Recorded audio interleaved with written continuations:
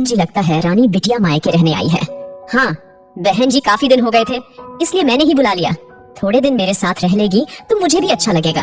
वैसे भी एक बार घर गृहस्थी में उलझने के बाद मायके में रहने को ही कहाँ मिलता है।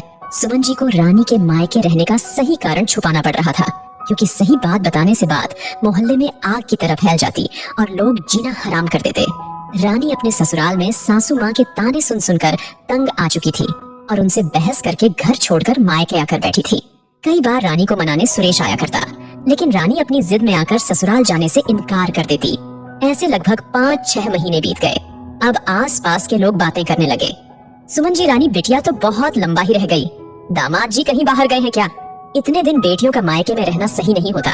जो भी है जैसा भी है उन्हें ससुराल ही शोभा देता है। बहन जी, आपको मेरे घर में इतनी रुचि क्यों है? मेरी बेटी क्या कर रही है, मेरा दामाद क्या कर रहा है, उसके ससुराल में क्या चल रहा है, इसकी जानकारी लेने की कोशिश न करें। आप पड़ोसी हैं तो पड़ोसी तक ही सीमित रहें तो बेहतर होगा। ऐसे सुमन जी सिर्फ आस पास ही नहीं, रिश्तेदारों को भी चुप कराने में लगी रहती। लेकिन कहीं न कहीं उन्हें भी इस बात की चिंता तो सताने लगी थी कि रानी के भविष्य का क्या होगा, वह ससुराल जा पाएगी या नहीं। एक दिन रानी की बेस्ट फ्रेंड को पता चलता है कि रानी मायके आई हुई है, तो वह उससे मिलने आती है। हेलो रानी, हम कितने दिनों बाद मिल रहे हैं यार, तुम कब से यहाँ हो? मुझे पता ही नहीं था, नहीं तो मैं पहले ही आ जाती। वैसे कब तक रहने का इरादा है तुम्हारा? रानी उदास चेहरा लेकर कहती है, पता नहीं रिया, मैं कब वापस जा पाऊंगी। रानी के दोस्त ने कहा, अरे ऐसा क्यों कह रही है? रानी ने बोला, क्या बताऊं तुझे, मैं तो घर छोड़कर आ गई हूँ। रानी के दोस्त ने पूछा, मतलब? रानी ने बताया, मतलब कि अब मैं वहाँ नहीं जाना चाहती। रानी के दोस्त ने पूछा, लेकिन क्यों? रानी ने बोला, क्योंकि मैं सास के ताने नहीं सुन सकती।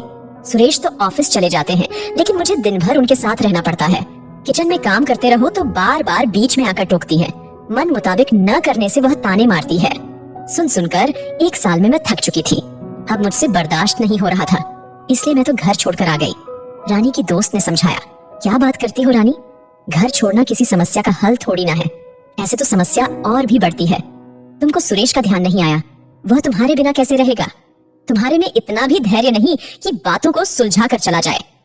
तभी रानी की माँ बोली, देखो ना रिया, यही तो मैं भी समझाती हूँ कि जब इसे पति का साथ मिल रहा है तो फिर सास की बात को क्यों इतना ध्यान देती है, और वैसे भी वह तुमसे बड़ी है।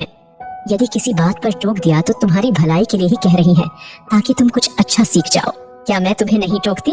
क्या मैं तुम्हें नहीं सिखाती? मेरी बातों को बुरा मानकर तुम क्या घर छोड़कर जाती हो? वह भी तो तुम्हारे पति की माँ है। क्या हुआ, कह दिया तो? आंटी जी, आप सही कह रही हैं, सामंजस्य के बिना तो कहीं भी चलना नामुमकिन है। मैं भी तो अपने ससुराल में सास ससुर के साथ रहती हूँ। तुमको लगता होगा कि कितना अच्छा परिवार है, लेकिन जो जिस घर में रहता है उसे पता होता है कि वहाँ के लोग कैसे हैं और कितना संभल कर चलते हैं। और इन सारी बातों में पति का साथ सबसे ज्यादा हिम्मत देता है, और सुरेश तो हमेशा ही तुम्हारे साथ है। अभी भी तुमको मनाने और लेने आते हैं, इसलिए तुम अपनी जिद छोड़ दो, क्योंकि जीवन साथी के प्यार में बहुत ताकत होती है। रानी बोली, बस उनका प्यार ही तो है जिसके कारण मैंने अभी तक तलाक की नहीं सोची। वह तो मेरा बहुत ख्याल रखते हैं, लेकिन सास के ताने को याद कर मेरी तो हिम्मत ही नहीं होती कि मैं उस घर में वापस जाऊं। देखो रानी, अब तुम बिल्कुल भी ऐसा नहीं करोगी। जब भी सुरेश का फोन आए या वह मिलने आए तो तुम किसी तरह से इस बात को जरूर रखना कि तुम वहां जाने के लिए तैयार हो। रोज की तरह रात में सुरेश का फोन आता है। इस बार रानी के स्वर कुछ बदले होते हैं। बातों बातों में रानी ने कहा, बहुत दिन हो गए सुरेश, तुम आए नहीं। वह बोला, मैं तो रोज ही आ जाऊं, लेकिन तुम कभी कहती ही नहीं। अब अपनी पत्नी से मिलने के लिए भी इतनी औपचारिकता कौन करता है? तुम आओगे तो क्या मैं मिलने से इनकार कर दूंगी? यह सुन सुरेश बोला, लेकिन मैं अब की बार तभी आऊंगा जब तुम मेरे साथ घर वापस आओगी। रानी ने घर जाने के लिए हामी भर दी तो सुरेश अगले ही दिन उसे लेने आ गया। जाते वक्त माँ ने फिर से एक बार समझाया, देखो बेटी, तुम जा तो रही हो, लेकिन अपने अहंकार को एक किनारे रखकर उस घर में प्रवेश करना। सुरेश तुम्हें बहुत चाहता है, इसकी कदर करना। तुम्हारे कारण परिवार नहीं टूटना चाहिए। थोड़ा सा धैर्य रखकर काम करना देखना, तुम्हें भी बहुत खुशी महसूस होगी। और यह तो अभी जीवन का पहला पड़ाव है, आगे तो बहुत कुछ देखना सुनना बाकी है। सबके लिए अपने आप को हमेशा तैयार रखना। ससुराल में यदि पति का साथ हो तो हर परिस्थिति से लड़ा जा सकता है। इस भावना के साथ रानी ने ससुराल में फिर से प्रवेश किया। सुरेश ने कहा, रानी, मैं हर परिस्थिति में तुम्हारे साथ खड़ा हूँ, तुमको कुछ अच्छा ना लगे तो मुझसे साझा करो, हम मिलकर उसका सामना करेंगे। आखिर हम गृहस्थी की गाड़ी के दो मजबूत पहिए हैं, यदि एक पहिया भी डगमगाया तो गृहस्थी नहीं चल सकती।